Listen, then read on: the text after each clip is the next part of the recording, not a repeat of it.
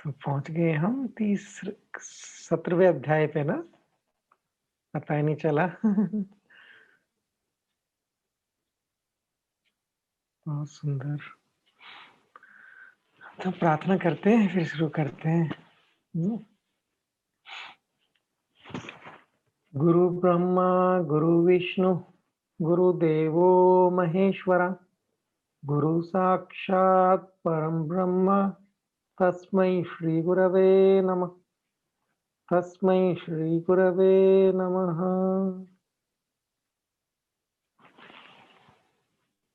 जय गुरुदेव।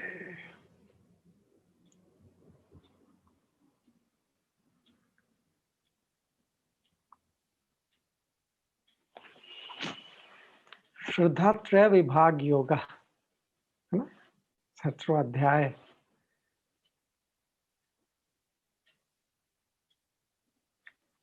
पिछले अध्याय में कृष्ण भगवान ने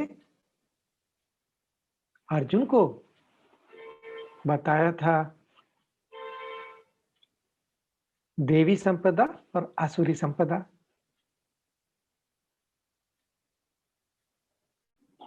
और उससे जीवन में कैसे प्रभाव पड़ता है।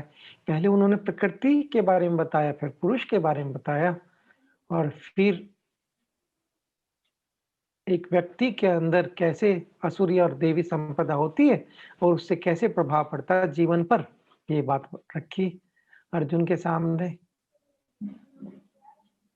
पहले तो अर्जुन को लगता था वो बहुत कुछ जानता है, पर अब अर्जुन अच्छे से समझ गया था कि उसकी समझ पूरी नहीं थी, जानने के लिए बहुत कुछ बाकी था। तो पिछले अध्याय के लास्ट में कृष्ण भगवान बताते हैं कि कैसे जब आप शास्त्र के अनुसार कोई कार्य करते हैं तो आपको सफलता मिलती है, आप जीवन में आगे बढ़ पाते हैं। तो अर्जुन कृष्ण भगवान से यहाँ पे एक बात पूछ रहे हैं। बोलती किसी मनुष्य को शास्त्र विधि तो आती नहीं, लेकिन वो त्याग कर रहा है, श्रद्धा के साथ कर रहा है, निस्वार्थ श्रद्धा पूर्वक कर रहा है। जैसे कोई हवन किया, यज्ञ किया,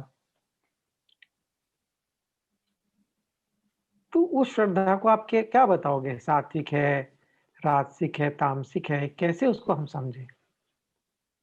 क्या उसको फल मिलेगा? नहीं मिलेगा।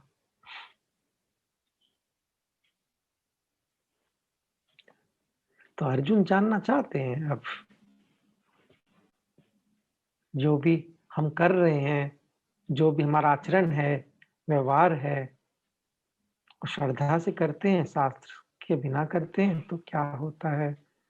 और श्रद्धा भी होती है तो किस प्रकार की होती है? क्या अलग-अलग है या सबकी एक जैसी होती है? तब कृष्ण भगवान अर्जुन को बताते हैं कि मनुष्य जैसे 3 गुण होते हैं, ऐसे ही 3 गुणों के अनुसार श्रद्धा भी 3 तरह की होती है। और ये भी बोलते हर मनुष्य के अंदर श्रद्धा होती ही है। तो इसलिए तुम मुझे जो मैं बता रहा हूं ध्यान से सुनो। तो सब श्रद्धा कैसी होती है? जैसी प्रकृति है, क्योंकि जो 3 प्रकृति के गुण हैं उनका आपके मन पर भी प्रभाव होता है, आपकी बुद्धि पे भी प्रभाव होता है। तो जैसी उसकी प्रकृति होती है वैसे वैसे उस तरह की श्रद्धा मनुष्य के अंदर बनी रहती है। पर श्रद्धा होती जरूर है। कुछ लोग बोलते हैं हम श्रद्धा नहीं रहती, हमें श्रद्धा नहीं, हम विश्वास नहीं करते। तो कहीं ना कहीं तो श्रद्धा होती है, इस पे नहीं तो उस पे, है ना? भगवान पे नहीं तो अपने ऊपर। बिना श्रद्धा के तो जीवन आगे बढ़ नहीं पाते। तो कृष्ण भगवान बोलते मान लो आपके अंदर सत्व गुण है, तो बोलते हैं ऐसे लोग की श्रद्धा कैसी होती? तो बोलते हैं जो सात्विक श्रद्धा वाले लोग हैं वो देवताओं को भजते हैं, देवताओं को मानते हैं। देवता का मतलब यहाँ पर है अच्छी बातें। जो देवी संपदा थी, कैसी देवी संपदा थी? पिछले अध्याय में हम देख रहे थे, जो भी हमारे अच्छे गुण हैं, सरलता है, हम खुश रहते हैं, लोगों का भला चाहते हैं, सेवा करते हैं, प्रेम भावना रखते हैं, ये सब देवी संपदा है। तो देवता भी वही हैं जो ये गुण रखते हैं अपने अंदर। तो ऐसे लोग जो सात्विक वाले हैं, उनका जो संगी साथी होते हैं, इस तरह के लोग मिलेंगे। तो आपके अंदर अगर अच्छी भावना, अब देखिए हम लोग सब मिलके बैठ के बात कर रहे हैं, क्यों? कहीं न कहीं हमारे अंदर क्रिया के बाद सुदर्शन क्रिया सीखी, योग सीखा, कहीं न कहीं हमारे अंदर वो अच्छे गुण व्याप्त हो गए। तो क्रिया में हम सब लोग मिलके करते हैं, फ़ॉलो अप करते हैं, कोर्सेज़ करते हैं, तो हम सब एक साथ तो जुड़ जाते हैं। लेकिन जो लोग क्रिया की प्रैक्टिस नहीं करते या नहीं जानते इस ज्ञान के बारे में, वो उनके संगी साथी कुछ और ही रहेंगे। तो देव जो भी इस सात्विक गुण वाले होते हैं, वो अच्छी लोगों के साथ रहेंगे, ऐसी चीज़ें करेंगे, लोगों का भला करना चाहेंगे, ये उनके अंदर बात बनी रहती है। और जो रजोगुण वाले लोग हैं, वो ऐसे उनकी श्रद्धा ऐसे लोगों में होती है जो रजोगुण से मतलब कुछ क्रियाशीलता, कुछ करना है, पैसे कमाने हैं, धन कमाना है, वो ऐसे लोगों के साथ उनकी ज़्यादा रुचि रहती है। या जो कुछ बहुत कठिन काम करना चाहते हैं, रजोगुण चाहिए उसके लिए। सरल रहना है, तो सत्वगुण चाहिए और कुछ कठिन करना है तो रजोगुण। तो उनको ऐसे लोगों को पसंद करेंगे। और जो लोग तमोगुण वाले हैं, वो ऐसे लोगों को, ऐसी चीज़ों को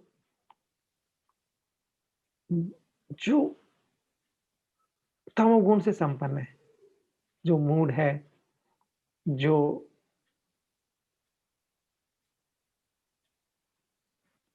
जिसकी कंपनी में आप और नीचे की तरफ जाओ,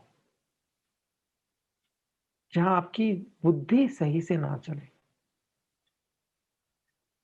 तो इसमें लिखा है कि भूत, गण, प्रेत इन चीज़ों को में ज़्यादा उनकी श्रद्धा रहती है। ज भूत क्या होता है? जो भूतकाल में रहता हो, जिसका मन भूत में रहे, पुरानी चीज़ों के बारे में ही ध्यान रहे, अभी क्या हो रहा है, इसका आभास भी ना रहे। तमोगुण हमें वर्तमान में नहीं रखता, हम पुराना चीज़ों पे ज़्यादा ध्यान देते हैं, है ना? जो ये सब जादू-टोना करने की सोचते हैं, ये सब तामसिक, है ना? तामसिक प्रवृत्ति के होते हैं श्रद्धा, वो इस तरह की चीज़ें में उनका मन लगता है, अच्छा लगता है। जो अच्छा समाज के लिए कुछ करना चाहते हैं और सबका भला करते हैं, सात्विक बुद्धि हो गए। और जो रजोगुण वाले हैं, वो कुछ करके पाना चाहते, नाम, पैसा, तो उनकी कंपनी, उनकी संगति भी इसी तरह की होती है। ये बता रहे हैं कृष्ण भगवान। तो जैसा-जैसा गुण होता है, ऐसे उनकी श्रद्धा उनके प्रति हो जाती है। हमारी श्रद्धा ज्ञान के प्रति है, इसलिए हम बैठे हैं, ये सात्विक बुद्धि का अंग। पर अगर अभी इसी समय आपके पास चॉइस हो कि आप भगवद गीता देखें या नेटफ्लिक्स देखें, मूवी देखें, तो अगर रजोगुण ज़्यादा होगा, तो आप उसको देखना पसंद करेंगे,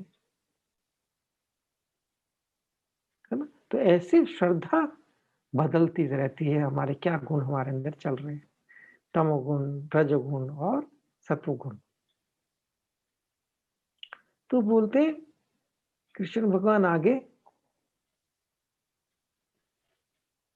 जो लोग दंभ में, है ना, अहंकार से कुछ पाने के लिए, है ना, राग से ये कुछ पाना चाहते हैं, है ना, शास्त्र के अनुसार नहीं चलते, कुछ पाने के लिए कुछ भी करेंगे, ऐसे लोग होते हैं, शास्त्र के विपरीत चलते हैं और बहुत थप मेहनत भी करते हैं, थप करते हैं पाने के लिए कुछ। ऐसे व्यक्ति जो शरीर 5 भूतों को, देखिए हमारा शरीर क्या है? 5 भूतों से बना है और ये तो उपहार है। हमने ऐसा क्या किया जिसके लिए हमें शरीर मिला? हम इसको उपहार मानते नहीं, लेकिन कृष्ण भगवान बता चुके हैं, ये शरीर प्रकृति 5 भूतों से बना है। प्रकृति और पुरुष का संयोग ही हमारा जीवन है। तो बोलते हैं, तो ऐसे लोग इतना घोर कष्ट देते हैं शरीर को, प्रकृति अपने शरीर का भी ख्याल नहीं रख सकती। शरीर को उपहार नहीं मानते, अपना अधिकार जमा लेते। बोलते शरीर को भी ध्यान नहीं देते और शरीर के अंदर मैं स्थित हूँ, मुझे भी पूरा कष्ट देते। जो ऐसा करते हैं, अपने आप को कष्ट देते हैं, अपने शरीर को कष्ट देते हैं, अंदर जो मैं चेतन स्वरूप में बैठा हूँ, उसको भी कष्ट देते हैं। तो उनको जानो आसुरी स्वभाव वाला, तमोगुण वाला। और वो खुद को भी कष्ट देते हैं, अपने आस-पास भी कष्ट देते हैं लोगों को। अपनी मनमानी करने के लिए, अपनी बात, जो भी उनके अंदर राग आ गया उसको हासिल करने के लिए कुछ भी करेंगे। इच्छा आ गई, मन में आ गया ये पाना है, उसमें लग जाएँगे। लोगों को कष्ट होता है, उनको फ़र्क नहीं पड़ता, उनको खुद को कष्ट होता है, उससे भी फ़र्क नहीं पड़ता। तो बोलते हैं ऐसा व्यक्ति जो करता है ये आसुरी संपदा से भरा हुआ जानो, उसको आसुरी स्वभाव वाला जानो, अगर कोई ऐसा कर रहा है।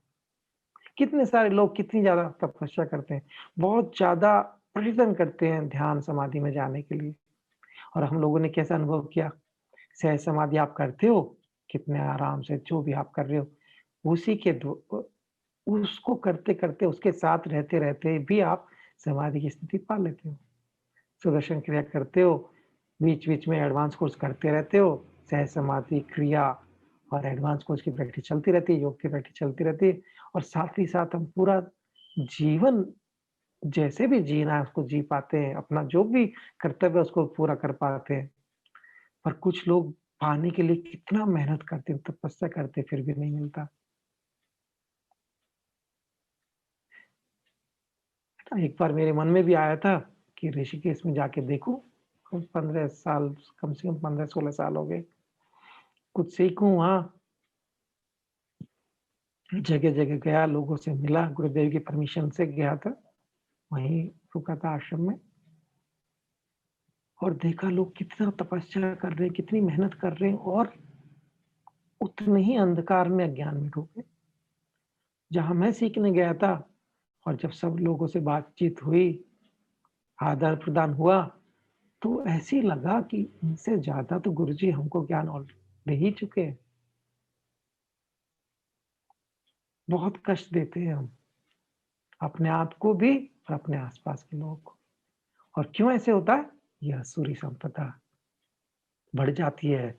कुछ मैं पाना चाहता हूँ, मैं करना चाहता हूँ, तो छठा अस्तित्व उसमें हम फँस जाते हैं। दंभ से करते हैं, हम कुछ कर रहे हैं, कुछ पा रहे हैं, और ही कष्टों को ही बढ़ा रहे हैं, समाज के और अपने। मिलता नहीं है कुछ भी, मिलने के लिए सरल होना पड़ता है।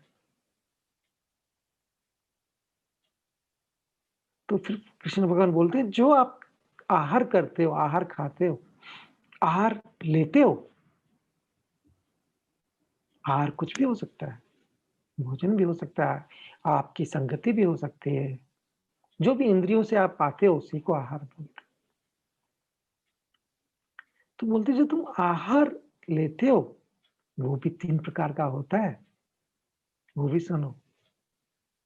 और ऐसे ही बोलते हैं यज्ञ, तप और दान, ये भी 3 प्रकार के होते हैं। बोलते हैं इस भेद को तुम अच्छे से सुन लो, तो फिर सही तरीके से इन कर्मों को कर पाओगे।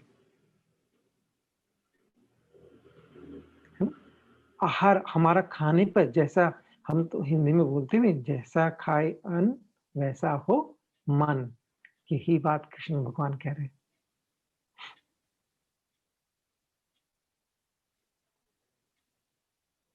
इस बात को जान लो कि आहार भी 3 प्रकार का होता है और यज्ञ, तप, दान जो बहुत करने योग्य कर्म है, वो भी 3 प्रकार के होते हैं।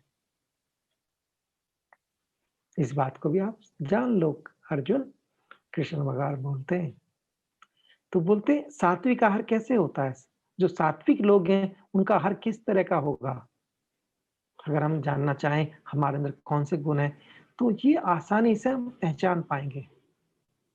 तो बोलते जो ऐसा आहार हो जिससे आपकी आयु बढ़े, आपके शरीर के लिए अच्छा हो, आपके अंदर सत्गुण बढ़े। सत्गुण का मतलब आपके अंदर कोमलता बनी रहे, शरीर में कोई परेशानी ना आए, मन में प्रेम बना रहे, दिल में प्रेम बना रहे, मन में शांति बनी रहे, आपके अंदर आरोग्य बना रहे ऐसे खाने से। ऐसा आहार आप लो कि आपका आरोग्य में वृद्धि हो, आपकी शक्ति में, बल में भी वृद्धि हो, आप सुख और प्रसन्न महसूस करो। ऐसा खाना जो रसयुक्त हो, पौष्टिक और बोलते हैं चिकना भी हो। शायद मक्खन डालने की बात कर रहे हैं, मक्खन तो कृष्ण भगवान को पसंद था। तो सात्विक अगर होंगे तो ऐसे रसयुक्त खाना होगा, थोड़ा-सा उसमें घी वगैरह ऐसे हल्का-सा चिकना होगा, पौष्टिक होगा और खाने के बाद चित्त जो आपको संतोष में लगेगा। ऐसा आहार बोलते हैं सात्विक लोगों को प्रिय होता है। इसलिए शायद घी वगैरह खाने में थोड़ा डालते, अन्न की शुद्धि हो जाती है।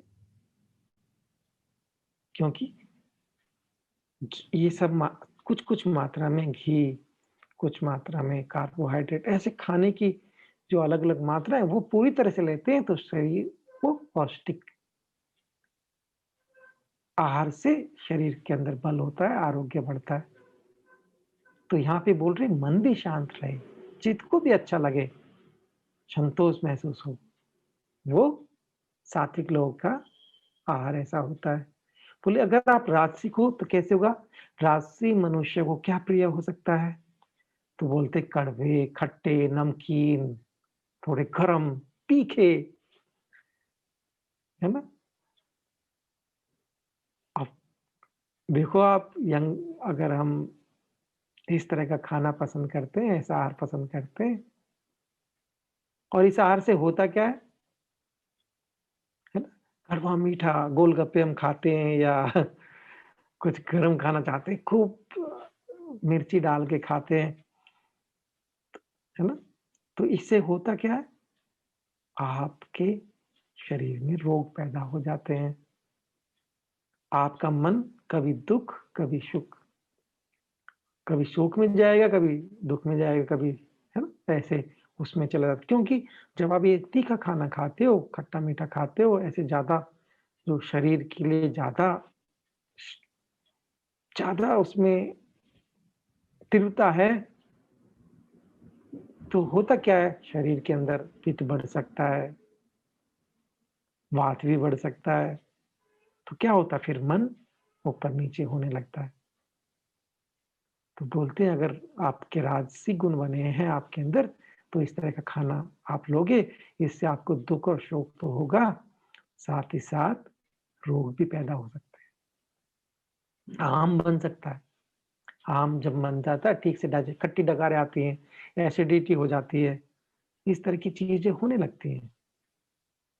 पर मज़ा आता है खाने में, लोगों को चाहिए ऐसा खाना। बोलते हैं ऐसे र रासिक गुणों के मनुष्यों को ये पसंद है। ये नहीं बोल रहे ऐसा गलत करना है, ऐसा नहीं करना। बस सिर्फ ये बता रहे हैं कि क्या प्रिय होगा उनको। हुँ? तो राशि गुण वाले ऐसा खाना खाते हैं जो शरीर के अंदर कुछ रजोगुण उत्पन्न करता है ना? ज़्यादा मिर्चें होंगी, नमकीन होगा, खट्टी-मीठी चीज़ें होंगी, ऐसे करते हैं। फिर बोलते हैं जो तामस अगर तामस गुण हमारे अंदर ज़्यादा है, तो उनको क्या प्रिय होता है? तो तामस गुण वालों को जो खाना थोड़ा बासी है, पुराना है, जो इतना पवित्र नहीं है, सात्विक गुण नहीं है उसमें, ठीक से पका भी नहीं है ना? उसमें से कुछ खाना हम खाएँ, कुछ लोगों को तो बहुत अच्छा लगता है, हमको उसमें से शायद बदबू भी आए। बोले ऐसा खाना तामस लोगों को अच्छा लगता है।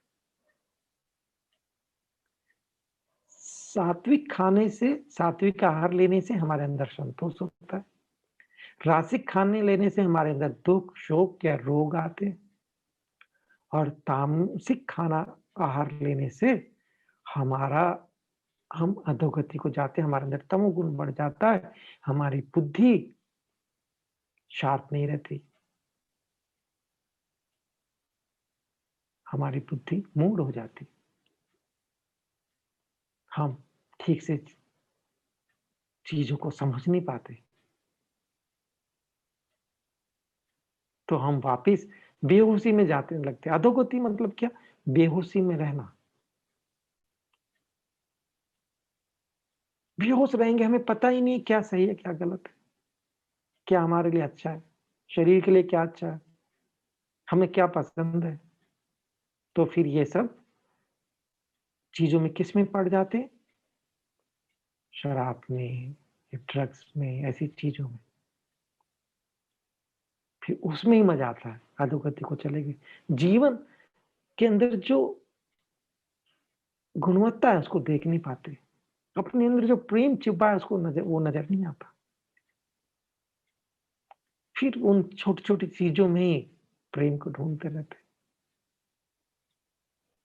जो भी हम खा रहे हैं, पी रहे हैं, उसमें से लगता है इसको खाने-पीने से हमें तृप्ति मिल जाएगी, मिल नहीं पाती। ये तामस जिसमें भरा है, उसको ये सब प्रिय हो जाता है। तो बोलते हैं जैसे यज्ञ की बात कर रहे थे, तप और दान की बात कर रहे थे। बोलते ऐसे यज्ञ का मतलब क्या?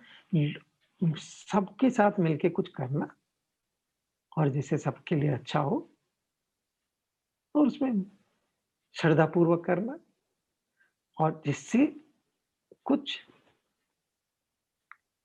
अच्छा हो। तो बोलते हैं जो यज्ञ ऐसे किए जाते हैं जिसमें फल की इच्छा ना करें, सबके कल्याण के लिए कर रहे हैं आप कुछ। जिससे कुछ पवित्रता बढ़ रही है हमारे जीवन में और भी लोगों के जीवन में। तो ऐसे यज्ञ करना अपना कर्तव्य समझ के, जिससे सबका भला हो। अब जैसे आश्रम में नवरात्रि के से पहले नवरात्रि का यज्ञ होता है, सबके लिए संकल्प लिए थे। अतिरुद्र यज्ञ किया, जैसी आपदा आई, क्या संकल्प था? सबका भला हो, सब इस आपदा से बचे। अपना कर्तव्य समझ के किया। उससे कुछ चाहिए नहीं, सबका अच्छा हो और मन लगा के करना। सबका भला हो, अपना कर्तव्य समझना और सबको साथ लेके करना और उसमें पूरा 100% लगाना।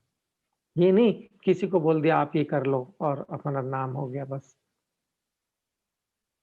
ऐसा नहीं। पूरा मन लगा के करना। तो बोलते हैं ऐसे यज्ञ को सात्विक यज्ञ कहते हैं, जो इस तरीके से किया जाए। अब आश्रम में आप देखो कितनी श्रद्धा के साथ यज्ञ होते हैं, नवरात्रि हो या कोई भी ऐसा कार्यक्रम हो, पंडित या ब्राह्मण जो भी कर रहे हैं, पूरा श्रद्धा के साथ मिलके करते हैं, 100% लगाते हैं, एक-एक, है ना? तो इसी को बोलते हैं सात्विक यज्ञ। और बोलते हैं लेकिन जो यज्ञ फल की दृष्टि से आप करो, दम्भ से करो, मैं कर रहा हूँ, मुझे कुछ पाना है, अपना नाम करना है या कुछ और हासिल करना है, दिखाने के लिए करो कि मैं ये कर रहा हूँ तो लोग मुझे अच्छा बोलें, अच्छा समझे मुझे। तो अगर इस दृष्टि से आप यज्ञ कर रहे हो, तो वो यज्ञ को तुम राजस यज्ञ जानो। है ना? अक्सर लोग करते हैं ना, कुछ करते हैं, मिल के काम करेंगे, दिखाने के लिए करते हैं, फिर उसके पोस्टर छप जाते हैं। आश्रमों में, ऋषिकेश, हरिद्वार में तो बहुत है ऐसा कि लोग का नाम प्लेट लगा रहता है, एक कमरे में इन्होंने दान दिया या ऐसा इन्होंने यज्ञ कराया। ये कैसा है ऐसा यज्ञ? राजस, जिससे आपको अपना जो छठा स्तर है आपका अहंकार का, वो मजबूत हो। उससे आ रहा है, आप कर रहे हो, आपको फल चाहिए, आपको नाम चाहिए या उससे कुछ और पैसा चाहिए या जो भी आपसे कुछ इच्छा है आपके अंदर, वो हासिल करने के लिए या कर रहे हैं, कोई कर्तव्य समझ के नहीं कर रहे हैं, जिससे सबका भला हो। ये समझ के कर रहे हैं, इससे हमको कुछ मिलेगा। तो ऐसे यज्ञ को कृष्ण भगवान बोल रहे हैं, ऐसा राजस यज्ञ समझो। और बोलते हैं ऐसा यज्ञ भी होता है जिसमें कोई विधि नहीं, ऐसे कुछ कार्य हो जाते हैं। यज्ञ मतलब जो भी मिलके आप करते हो, पर इसमें कोई विधि नहीं, किसी को पता नहीं क्या हो रहा है ठीक से। कुछ यज्ञ में तो दान का भी एक, अगर आप यज्ञ कर रहे हो, सबको कुछ कर रहे हो तो कुछ देते हैं। नवरात्रि में इतना बड़ा यज्ञ होता है आश्रम में, नवरात्रि के बाद सबको खाना देते हैं। सब लोग आए हैं दूर से, तो उनको कुछ तो मिलना चाहिए, खाने की व्यवस्था होती है। और ऐसा हर जगह होता है, नवरात्रि घर में, ये घर में नवरात्रि लोग करते हैं और खाना बुल बुलाते हैं, सबको खाना खिलाते हैं। यही बात वो कह रहे हैं। तो बोलते हैं जिसमें कोई विधि ना हो और ऐसे जो लोग यज्ञ में सम्मिलित हुए उनका भी ख्याल ना रखा जाए, उन पे भी ध्यान ना दिया जाए, उनको भी कुछ खाने-पीने का ध्यान ना हो। जिसमें कोई त्याग नहीं, श्रद्धा नहीं, सिर्फ कर रहे हैं आप। क्या होता है, जब आप किसी को कुछ देते हो,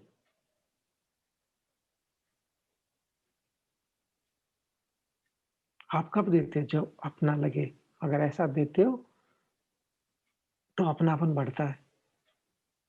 आप याद करो, जब भी हम किसी को कुछ देते हैं, प्रेम से, तो हमारे अंदर का प्रेम और बढ़ने लगता है, अपनापन बढ़ने लगता है। तो जब हम देते हैं, हम लोगों से जुड़ जाते हैं। आप जो भी कुछ दो, मान लो आपने कहीं से ज्ञान सुना या क्रिया सीखी, तो आप उनसे अपनापन महसूस करते हैं। तो बोलते जब हम ऐसे देते हैं प्रॉपरली, प्रा आप कुछ कर रहे हो मिलके और कुछ अच्छे तरीके से आप दो, तो कने आपका जो अंदर एक ऊर्जा है, वो और ऊर्जा बढ़ेगी।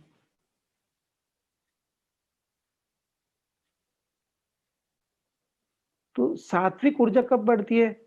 जब आप प्रेम से देते हो, सामने वाले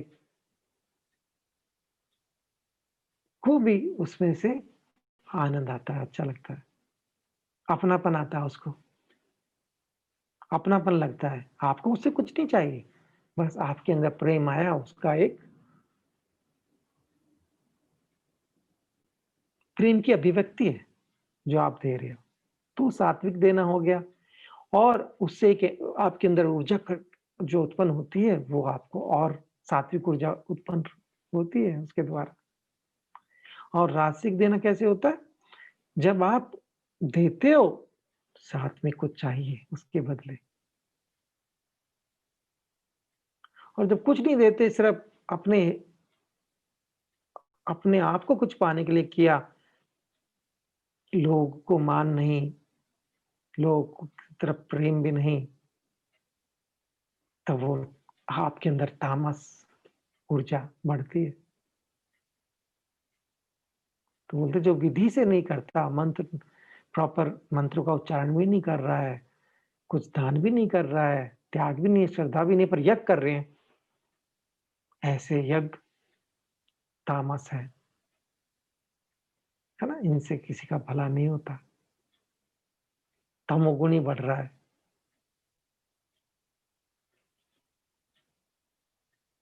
तो बोलते हैं जो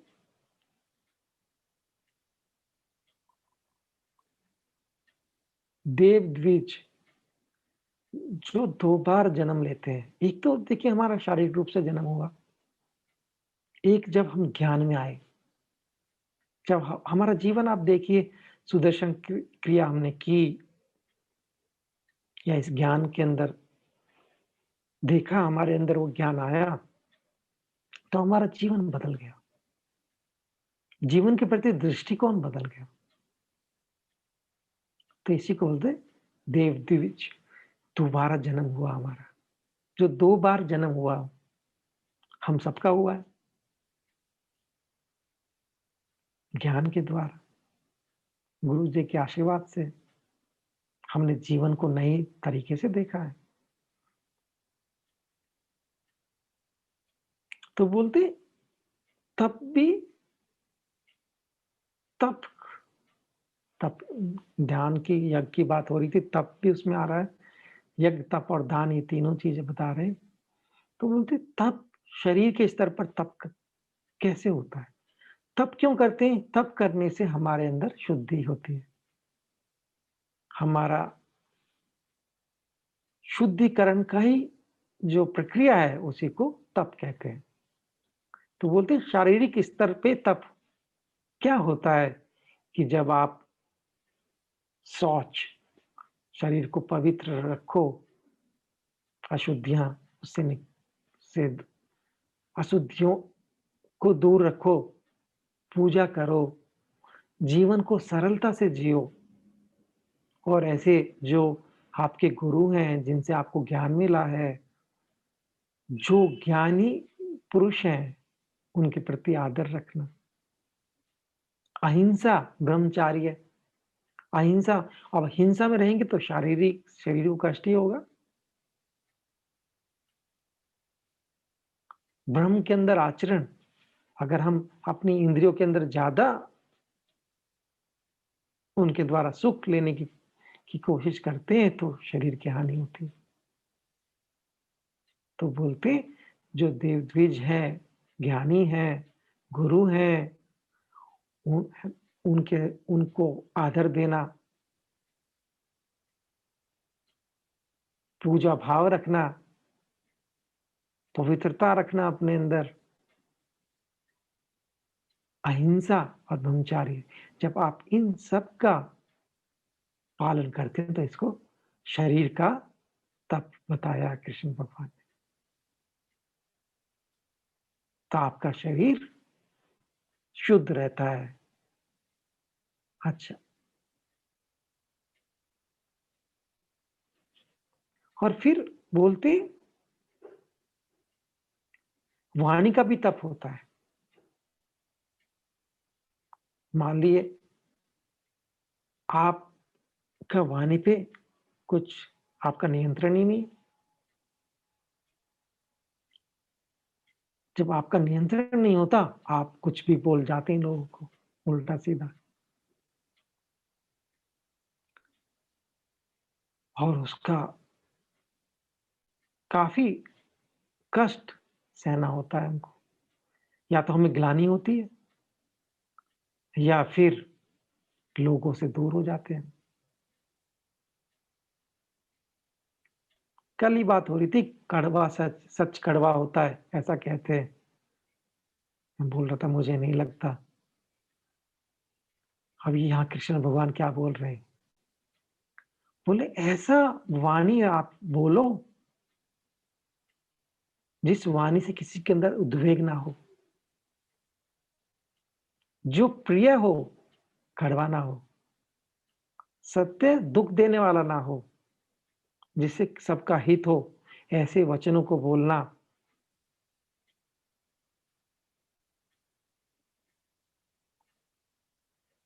उसका पालन करना,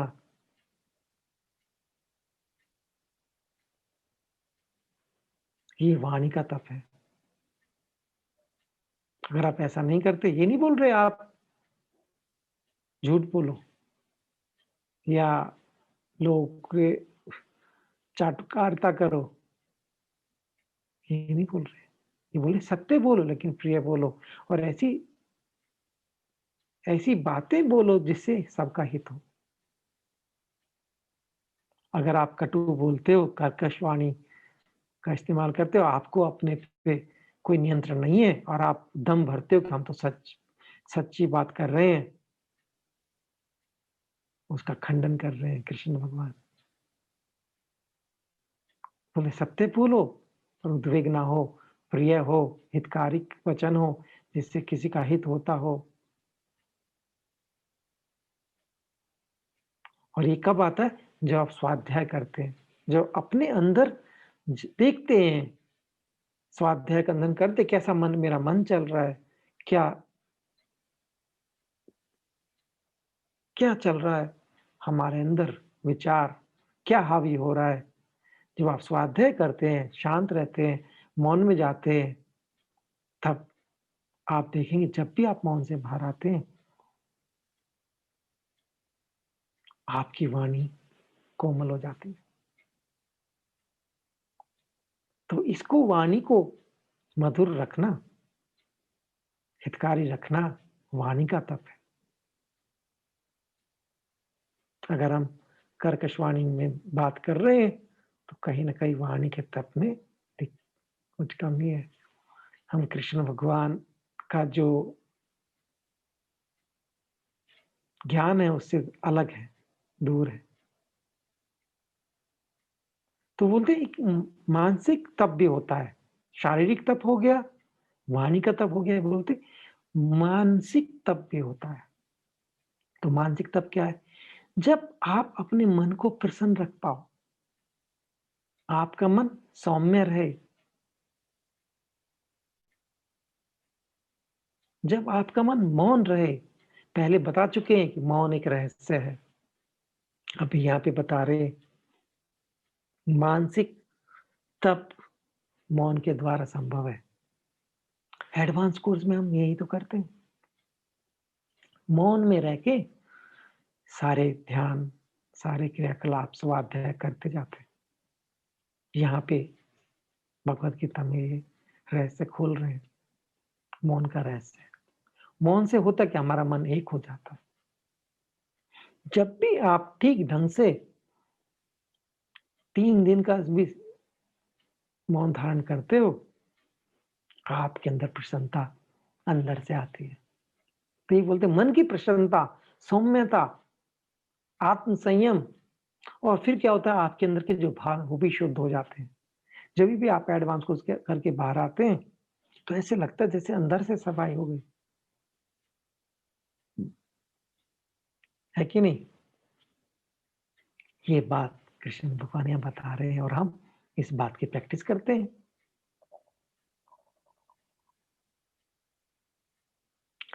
तो इसलिए कभी-कभी मौन में जाना बहुत महत्वपूर्ण है। साल में कभी-कभी और मुझे लगता है दिन में भी कभी-कभी। अक्सर सुबह-सुबह जब हम उठते हैं, कई लोग उठते ही कुछ एक्टिविटी में लग जाते हैं, म्यूजिक संगीत सुनते हैं। उससे अच्छा अगर आप कुछ समय 1-2 घंटे, 2-3 घंटे अपने साथ रहो, मौन में रहो, तो आपका जो मौन जो थोड़ी देर रहते हो आप अपने साथ रहते हो, मौन का मतलब अपने साथ रहना, मन को एक कर देना। जब आप ऐसे रहोगे तो आपका पूरा दिन अच्छा जाएगा। आपके भाव शुद्ध हो जाएँगे। तभी स्वाध्याय हो पाता है, नहीं स्वाध्याय नहीं हो पाता। नहीं तो लोगों के प्रभाव हमारे मन में आ गए, उससे विचार उत्पन्न होते हैं, हमको लगता है हमारे विचार हैं, यही अशुद्धि है।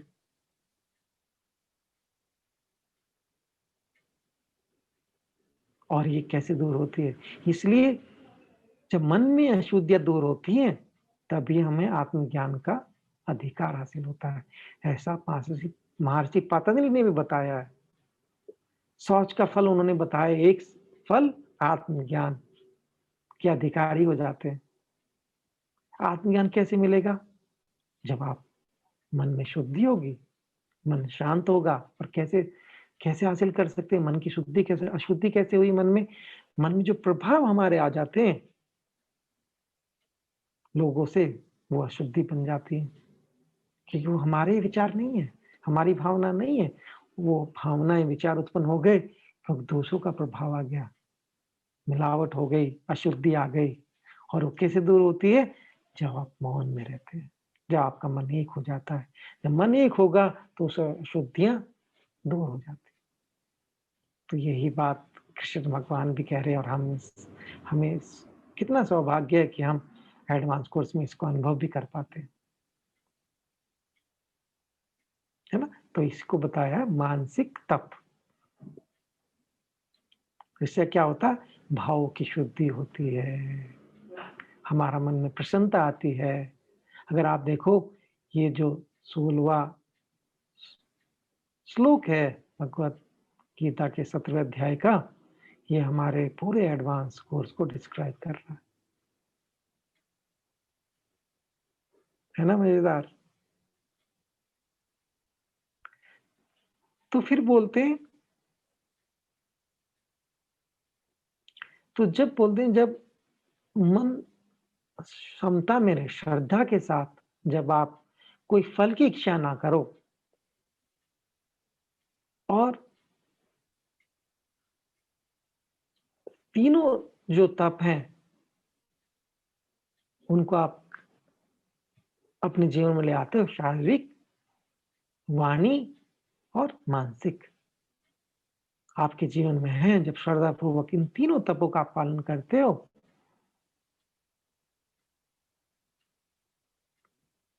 तो आपके अंदर सात्विक गुण आ जाते हैं। और जब जो भी आप करते हो उस सात्विक स्थिति में, वो लंबे समय तक आपके साथ रहते हैं।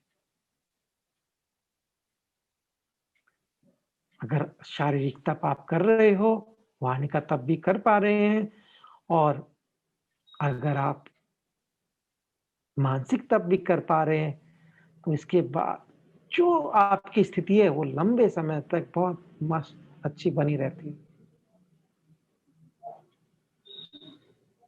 अगर यही प्रैक्टिस, ये जो तप कर रहे हैं, इससे आप कुछ पाने की इच्छा से करेंगे कि मुझे ये हासिल हो जाए, मैं ये पा लूं, तो फिर वो राजसिक हो जाता है।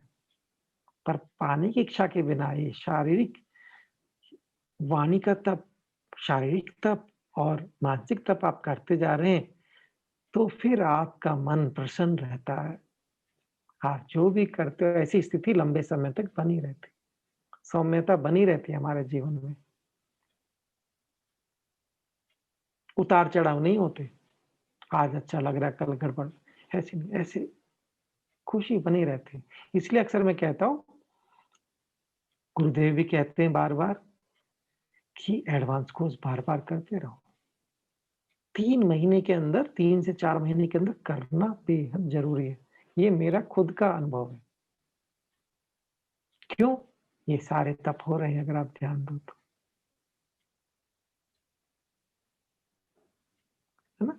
और यही तप अगर कुछ पाने के लिए करते, कि कुछ पाना है इसलिए आप कर रहे हो, तो ये राजसिक तप होता है। जो भी तप आप करो, कुछ उसका फल की इच्छा से करो, कुछ पाने के लिए करो, तो वो हो सकता है मिल जाए, पर जो वो स्थिति है, जो आपको मिलता है, कुछ समय के लिए रहता है, अस्थिर है, चलम है ना? जो आप कुछ अपने आप को अच्छा दिखाने के लिए, है ना? कुछ अपने आप को, अपना जो छठा स्तर आ गया आपका, दंभ से करते हैं जो तप, मैं कर रहा हूँ, मुझे कुछ चाहिए, वो ज़्यादा समय नहीं चलता उसका। जो जो भी आपको मिलेगा फल, वो कुछ समय ही चलता है। और वही सात्विक स्थिति में आप करो तो जो फल मिलता है वो लंबे समय तक चलता है, ऐसा बोल रहे हैं कृष्ण भगवान। और बोलते हैं कुछ तप करते हैं, हम अपने को पीड़ा देते हैं, मूढ़ता से करते हैं। हम खाना नहीं खाते समय से, आहार विहार युक्त से पहले बता चुके हैं। खाना नहीं खाएंगे, दूसरे कामों में लगे रहेंगे, अपने को पीड़ा देते हैं, दूसरों को भी कष्ट देते हैं। बोलते जब ऐसा तप आप कर रहे हो तप तो है, पर वो तामस है, और उससे आप आगे नहीं बढ़ते, उससे अंदर आपके अंदर प्रेम उत्पन्न नहीं होता, उससे आपके अंदर कुछ खिलता नहीं है। जो भी कुछ आप हट से करते हो, अपने आप को पीड़ा देते हो, दूसरे को पीड़ा देते हो,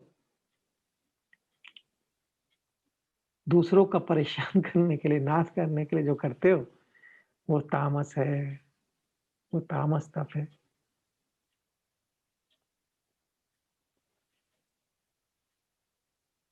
तो बोलते दान भी ऐसे होते हैं, यज्ञ तप और दान। तप की बात हो गई, अब ज्ञान ध्यान की बात कर रहे हैं। बोलते ऐसा जो व्यक्ति को किसी को दान की आवश्यकता है, जो पात्र है पाने के,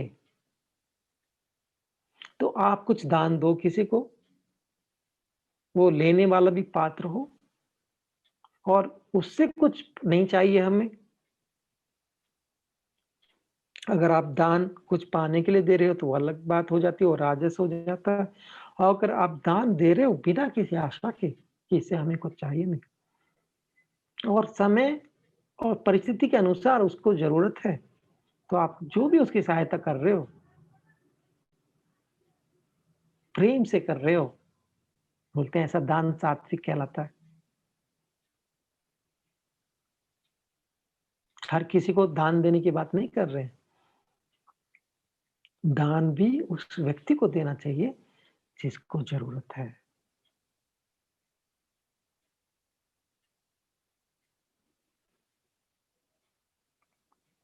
फिर बोल रहे हैं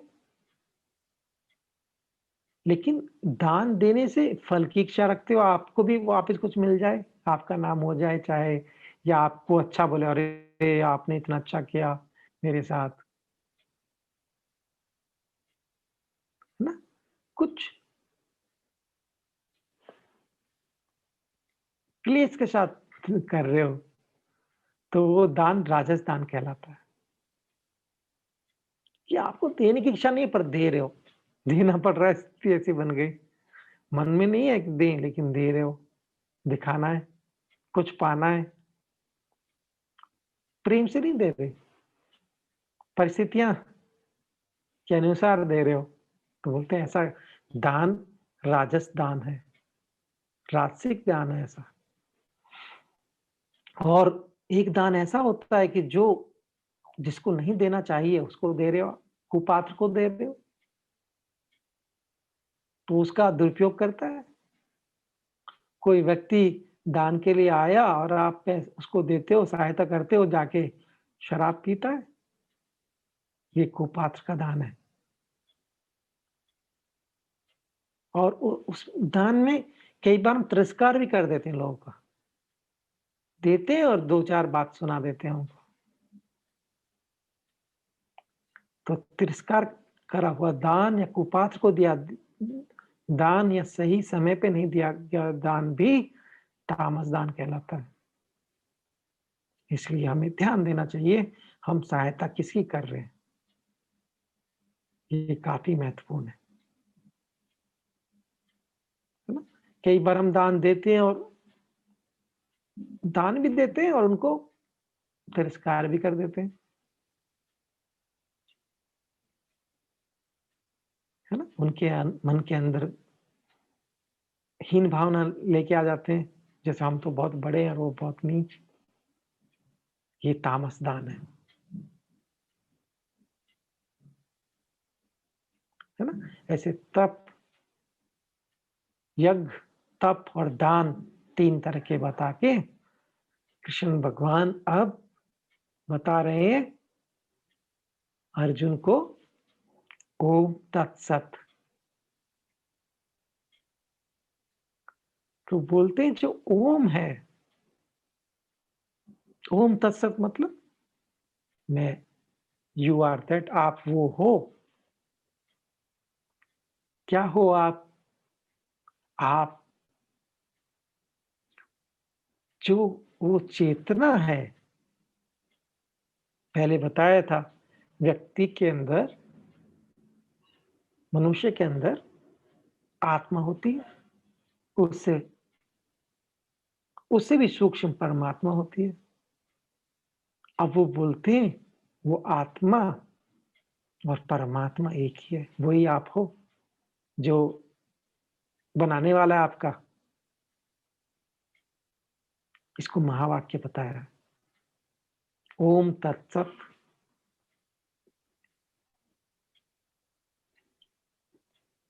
ओम क्या है? बोलते ओम स्पंदन है। ओम हम बोलते स्पंदन होता है हमारी नाभि से के पास से ऊपर तक का एक ऊर्जा की निर्मित होती है, अगर ओम हम बोल के हम उसको महसूस करें तो ओम इस सृष्टि का निचोड़ है। आजकल तो एक नई थ्योरी भी स्पंदन, स्ट्रिंग थ्योरी बोलते हैं कि सारी दुनिया स्पंदन मात्र है। कृष्ण भगवान यहाँ बोल रहे हैं, बोलते हैं सब कुछ स्पंदन मात्र है, सब कुछ ओम का जो स्पंदन है उससे सब कुछ निकला है। बोले जो भी आप वेद हो, जो भी आपका ज्ञान है, जिसको भी आप ब्राह्मण मानते हो, तो आप भी वो हो और वो ओम है और आप भी ओम हो, और सब उसी से बोला है। तो उसका एग्जाम्पल दे रहे हैं, वेद यज्ञ जो कुछ भी पूर्व काल में बनाए हैं, सब कुछ उसी से निकला है। जो भी आप नजर आता है सब ओम से निकला है। और मजेदार बात है, स्पंदन, स्ट्रिंग थ्योरी भी यही कहती है कि सब कुछ स्पंदन है, सिर्फ उसका स्पंदन बदलता है और दुनिया अलग अलग रूप में नजर आ जाती है, अलग अलग चीजें, पर उनका जो मूल है वो स्पंदन है। यही बात कृष्ण भगवान भी बोल रहे हैं। तो इसलिए बोलते ओम वो पूर्णता को दर्शाता है ना। ब्रह्मा विष्णु महेश, ब्रह्मा का स्थान, ब्रह्म शक्ति हमारे अंदर है, वो नाभि के पास है, ये हम सीख चुके हैं। विष्णु शक्ति छाती के आसपास है और महेश की शक्ति हमारे मस्तिष्क में है। और जब ओम का उच्चारण करते हैं तीनों शक्तियां एक हो जाती है, वही पर ब्रह्म है।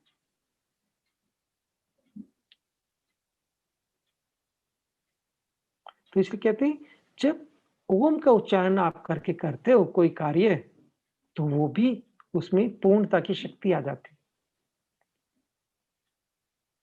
ओम वो शक्ति है जो उस परम शक्ति को साक्षात दर्शाती है। तो जो भी आप क्रिया कर रहे हो, यज्ञ दान तप, जो भी क्रियाएं कर रहे हो, उसकी शुरुआत ओम से करो, ऐसा बोल रहे हैं। तो ये शास्त्र विधि हो गई अगर ओम का उच्चारण हम करते हैं, है ना। इसलिए हम लोग क्रिया में भी यूज करते हैं, या जो भी कुछ सेशन भी शुरू करते हैं तो कहीं ना कहीं उच्चारण करते हैं, है ना। अभी जैसे ओम नमो भगवते का चैंट कर रहे थे, उच्चारण कर रहे थे, तो ओम क्या है? ओम वो पूर्ण शक्ति है जो जिसके साथ हो जाए उसका ऐसा फल देती है। जैसे आप कैसे समझ सकते हैं, जैसे 11,000 वोल्ट का करंट जाता है, फिर उसको ट्रांसफार्मर में लगा देते हैं और फिर वो घर के अंदर 220 वोल्ट 440 वोल्ट के रूप में आ जाती है और वो उसका हम इस्तेमाल कर पाते हैं। तो ओम वो ऊर्जा है जो परम ब्रह्म को दर्शाती है। तो उसके साथ जब आप कोई कार्य करते हो तो उसमें पूर्णता आती है। तो बोल रहे ओम का उच्चारण करके करना चाहिए। तत् का उच्चारण, तत् मीन्स ओम तत्सत। तत् का क्या तात्पर्य यहां पर?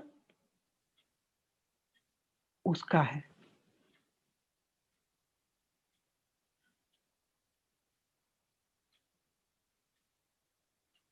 तो जब आप कोई भी यज्ञ तप क्रिया कर रहे हो तो उसमें फल की आशा करने के बजाय ये तो उसका है। जब ऐसा सोच के हम करते हैं तो शांति बनी रहती है। ये हमसे कार्य हो रहा है, ये ज्ञान हमारे द्वारा बह रहा है। जब ऐसा कुछ सोच के करते हैं या हम इस योग्य बन गए कि हमारे पे कृपा हुई तो हम ये अच्छा ज्ञान तप यज्ञ जो भी कर रहे हैं वो कर पा रहे हैं कि हम उसके इंस्ट्रूमेंट बन गए, तो हमारे अंदर कर्तापन खत्म हो जाता है। जब देखिए जब कर्तापन नहीं होता, आपका छठे अस्तित्व से पार आप जा सकते हो। नहीं तो मैंने किया, मैं कर रहा हूं, ये सोचने से ही कुछ कठोरता हमारे अंदर आ जाती है और हम आदत से दूर हो जाते हैं। और जब हम कुछ भी कर रहे हैं, ऐसा सोच के करें कि ये हम पे कृपा हुई कि हम ये कर पा रहे हैं, ये ज्ञान भी हम शेयर कर पा रहे हैं, आप सुन पा रहे हैं, ये कृपा मान के आप करते हैं, तो बात बन जाती है। आप अपने जो आपका अस्तित्व है अहंकार का, उसके पार आ जाते हो। तो बोलते हैं ये पूरा सब उसका है, उसने बनाया है और वो ही मैं हूं और मेरे द्वारा जो हो रहा है उसकी इच्छा से हो रहा है। तो आप मुक्त हो जाते हो। बंधन क्या है? मैं कर रहा हूं और मुक्ति क्या है? मेरे से हो रहा है। आप ये सोच के देखो, आपको महसूस होगा ये बात। जब मैं कर रहा हूं, मैं कुछ सिखा रहा हूं, इस दम्भ से हम करते हैं, अलग ही नजर आएंगे। और मेरे द्वारा हो रहा है, मुझे कृपा हो गई, मैं उसका हिस्सा हो गया।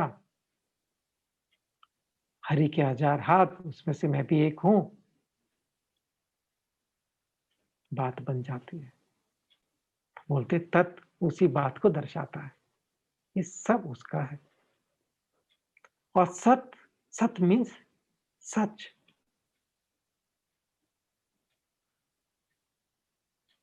तो बोलते जब सत्य और कल्याण के रूप में सत शब्द का इस्तेमाल होता है, तो सभी सतगुरु बोलते हैं, सत्य लगा देते हैं साथ में। तो बोलते जो सब कुछ है वो सत है। यहाँ सब कुछ आया है परमात्मा से। और परमात्मा सत मतलब जो हमेशा बना रहे, और परमात्मा हमेशा बना हुआ है। ये दुनिया हमेशा बनी हुई है।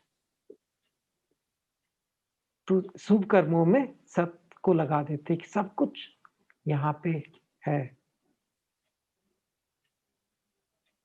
तो शुभ कार्यों में इस सत्य शब्द का भी प्रयोग होता है। यहाँ पे सब बदलता रहता है पर सब कुछ है, एक ही चेतना से सब आ रहा है, ये बोल रहे हैं यहाँ पर। तो जब बोलते यज्ञ तप और दान सत्य की तरह किया जाता है कि हमेशा रहते हैं और हम निमित्त मात्र हैं, है ना। तो ये जो अच्छे संकल्प होते हैं उनको भी सत्य कहते हैं। जब भी आप कुछ देते हो, कुछ करते हो, तो हमारे अंदर एक, आप देखो कभी भी आपने कुछ किसी की सहायता की, हेल्प की, कुछ अच्छा किया, आपके अंदर एक एक अपनापन पैदा होता है, एक प्रेम उत्पन्न होता है, जब भी आप कुछ किसी के लिए अच्छा करते हो, वो प्रेम महसूस होता है हमारे अंदर। तो वही सत्य है, जो हमेशा रहता है। छोटा बच्चा भी आप देखो, उसके अंदर भी एक खुशी है, हैप्पी। तो जब आप ये यज्ञ दान तब करते हो और उस वो भावना आपके अंदर बनती है कि ये तो मेरे से हो रहा है, कुछ मैं कर रहा हूँ, तो वो सत्य जो शब्द है वो साक्षात हो जाता है।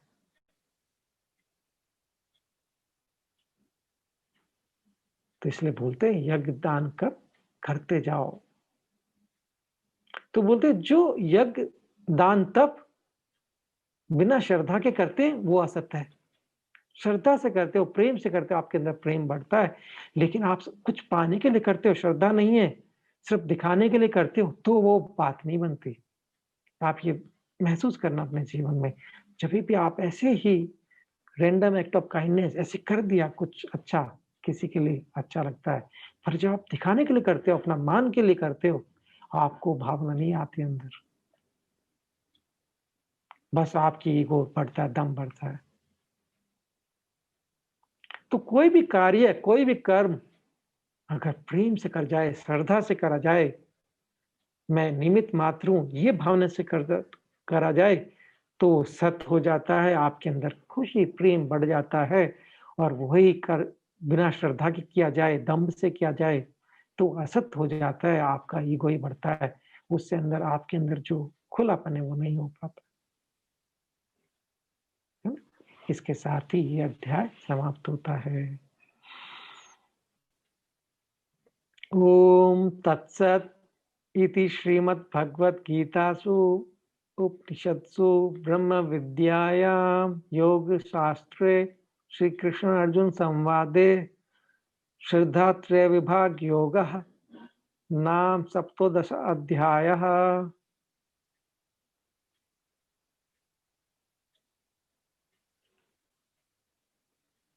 जय गुरुदेव। है ना, कितना अच्छा, ओम तत्सत।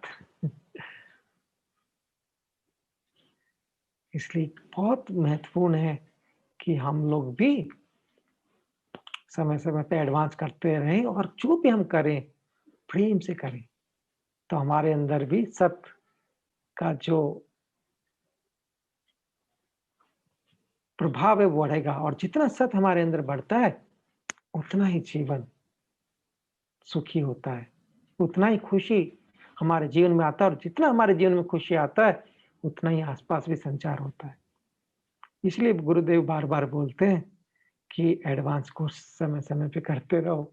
बहुत आसान है। गुरु जी ने पूरा गीता, पूरा पतंजलि बना के हमको दे दिया है। हम गीता समझे ना समझे, ये हम आराम से समझ पाते हैं। है ना? इसलिए जो गीता का ज्ञान को शुद्ध रूप में, ये योग शास्त्र का योग का ज्ञान शुद्ध रूप में अगर किसी ने परोसा है जीवन में, तो गुरुदेव है ना?